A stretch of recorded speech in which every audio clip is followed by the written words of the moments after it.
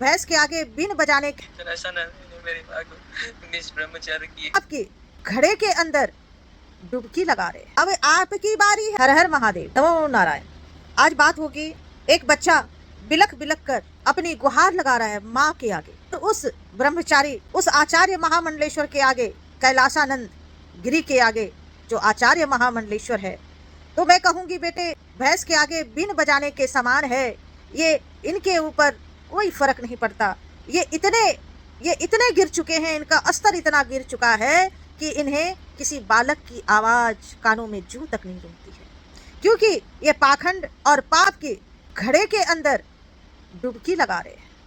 जिस कदर महादिखावा के लिए महादेव की पूजा कर रहे हैं और वह पूजा पाखंड तरीके से कर रहे हैं, तो ये बच्चे की आवाज कानों में कैसे गूंजेगी?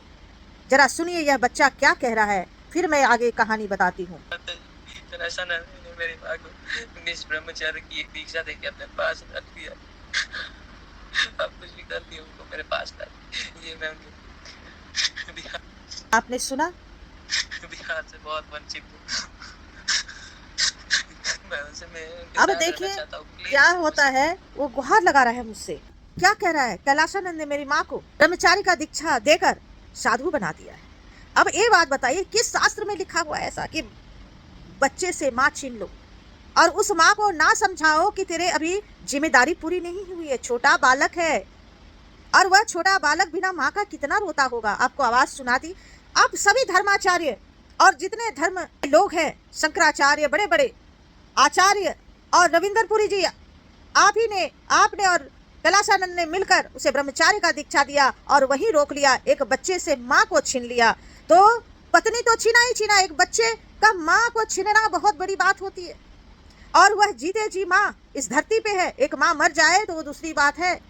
आपने बहुत बड़ा पाप किया है और वह बच्चा इस तरह से रो रहा है जिस तरह से अहंकार के बस में रावण था और सीता का हरण किया। एक दिन लंका जर गई, लंका डूब गई। अब आपकी बारी है, आपकी अखाड़े की डूबने की बारी आ गई है। ये बच्चा रो रो कर बोल रहा है, जैसे सीता हरण किया था ना आपने, उसको जबरदस्ती ब्रह्मचार्य का दीक्षा देकर बहुत बड़ा अपराध किया है। अब आपकी जो है सिंहासन डोलने वाला है। बहुत जल्दी प्रेस कॉन्फ्रेंस करने वाली हूँ। कैलाशानंद जी सुन लीजिए, बहुत बड़ी आपकी एविडेंस मेरे पास है। जिस तरह से आपके ऊपर गलत एलिगेशन लगा था और मैं ही खड़ी थी उस एलिगेशन को लेकर और आपको न्याय दिलाने का काम किया था, उसी प्रकार आज मेरे पास सत्य का एविडेंस है और बहुत जल्दी पर्दाफाश होने वाला है। इस बच्चे की आंसू अब मैं नहीं देखूंगी और यह बच्चे का आंसू आपके सिंहासन को डुला देने वाला है। ये कतई बर्दाश्त नहीं किया जाएगा कि आप समझाने के बजाय, बिना डाइवोर्स दिलाने के बजाय,